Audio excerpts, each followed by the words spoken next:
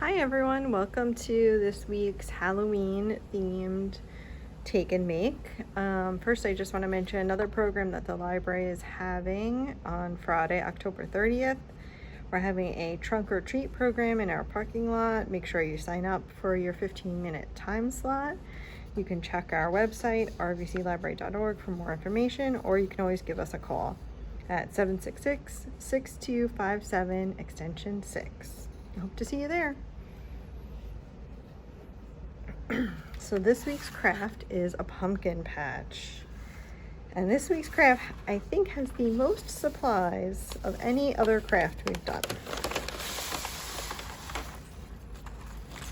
So there's a lot of little things in your bag, so just be careful when you're dumping it out.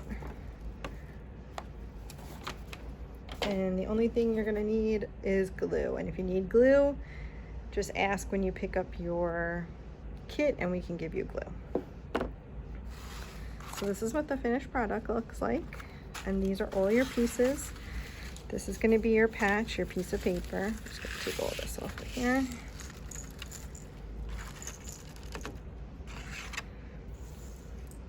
So, there's a few things. You're gonna wanna try to flatten your paper out a little bit.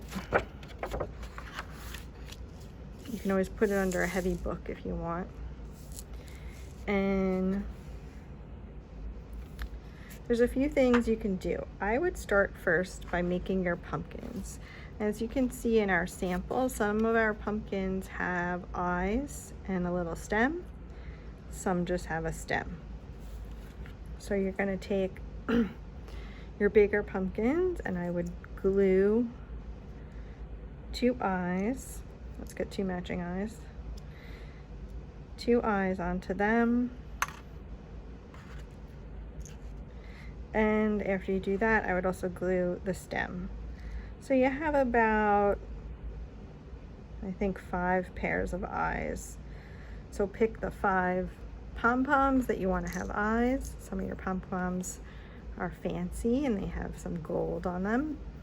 And then you glue your eyes and your stems. This is what your stems look like,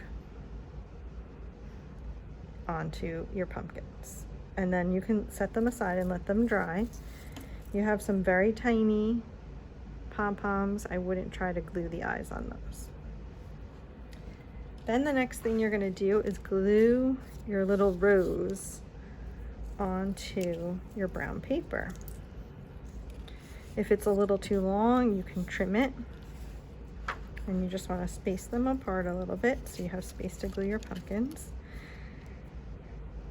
So after you do that, then I would take your pumpkins that have the stem and the eyes and they're dried, and I would glue those along your little rose, however you like. You can mix in little baby ones as you go.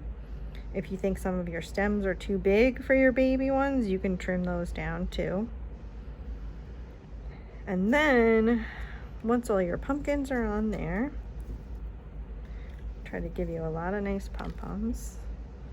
So once they're all on, then you get to decorate with all this other fun stuff that we have. So we have little shreds of paper that you can glue down anywhere you like. You can make it look like it's coming from the pumpkin. You have a lot of freedom to use your imagination with this project. Then everyone should have some moss. Peat moss. You can glue that down wherever you think it would look good.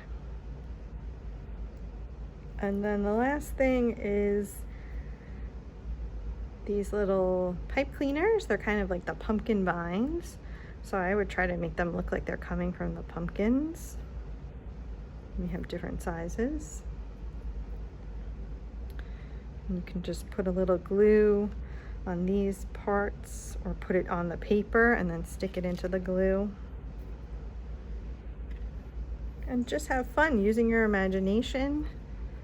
And then your finished product will look something like this, or it could look very different. Depends on how you want your pumpkin patch to look. So that is our project. Put all the supplies to the side. before we get to our books. And I have 2 Halloween pumpkin and Halloween books this week. So we have our first book is called Pumpkin Day, Pumpkin Night. And it is by Anne Rockwell and pictures by Megan Halsey. Published by Walker and Company.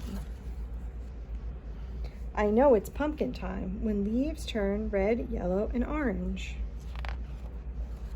The squirrels know it's pumpkin time too, and collect seeds and nuts in their cheek pouches. They're getting ready for winter. They know that when pumpkin time comes, winter can't be far away.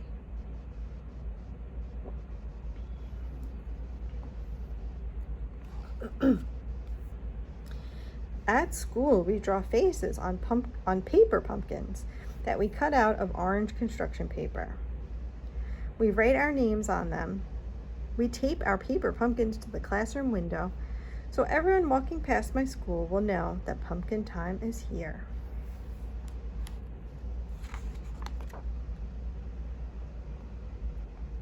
At home, I draw more pumpkin faces. Some look like this and some look like this, but I've decided I like the one with the biggest, widest grin the best of all.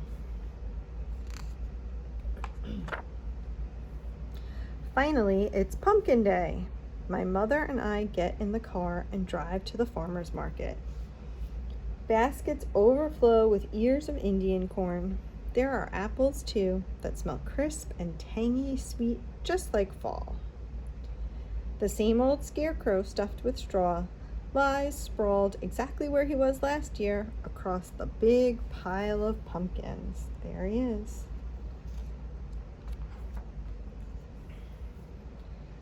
There are so many of them, more than I can count. I don't want just any pumpkin though. No, I want a pumpkin that is as big and round and orange as the setting sun. This pumpkin is too tall and skinny. This round one still has patches of green on it. This is the biggest pumpkin I've ever seen. It is big and round and orange, but I think it's much too big to be my pumpkin, for it won't even fit in our car.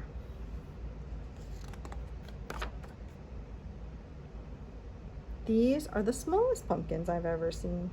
Oh, look, Jeffrey, my mother says as soon as she sees them. Look at these cute little pumpkins. I think those pumpkins are much too little to be my jack-o'-lantern, I shake my head and say.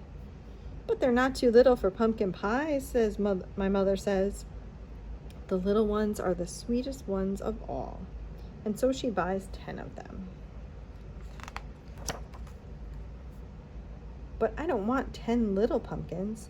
I just want one big one. So I look some more. And then suddenly, hiding behind the scarecrow, I see it, my perfect pumpkin.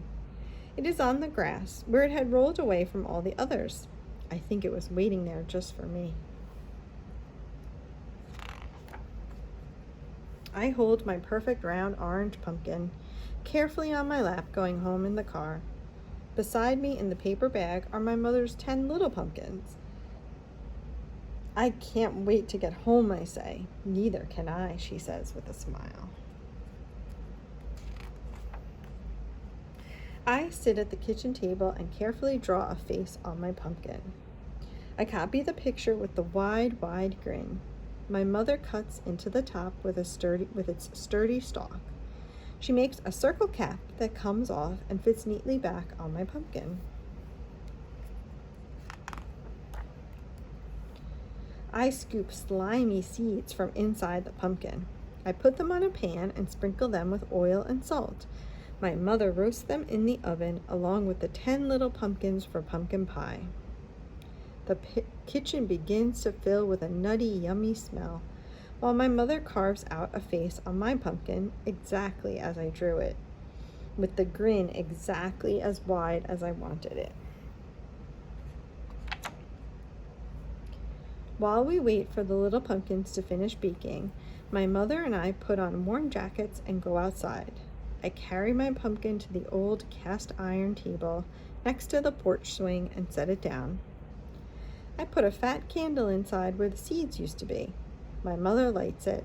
As soon as she does, my pumpkin has a mysterious grinning glow. "Jeffrey, that's the greatest jack-o'-lantern I've ever seen," my mother says. I smile because I know that what she says is true. I watch my pumpkin glowing in the night. Almost all the leaves have blown away. The trees stretch their bare black limbs across the sky. I can see every single star up there, I think. "Look, Mom," I say, "the stars are so bright." The stars are in the sky are very bright. That's true, but they're not as bright as my pumpkin. It glows a fiery orange on a dark and starry night. There's his pumpkin.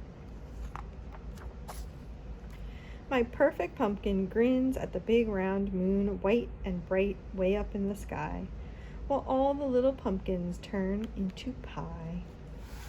The end. Okay, on to our next story, which is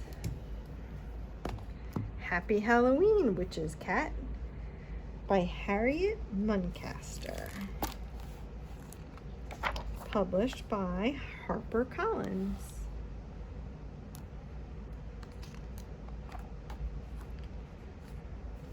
My mom is a witch, and I am her special witch's cat.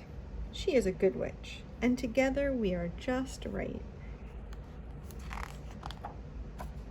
Halloween is coming.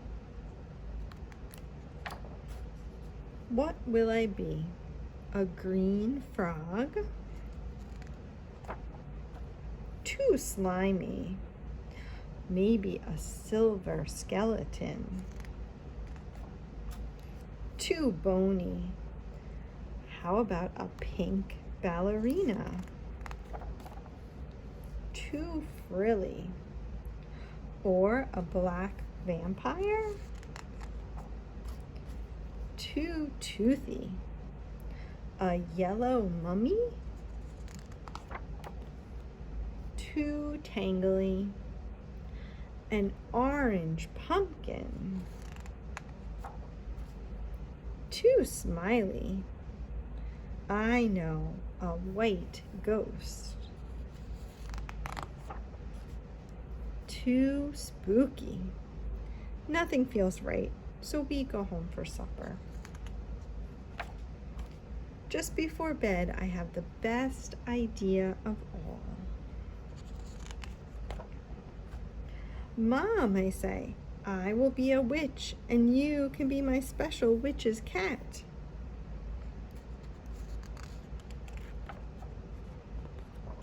The end. Thank you for joining us for Take and Make Crafts this week, and I hope to see a lot of you guys at Trunk or Treat on Friday. Thanks.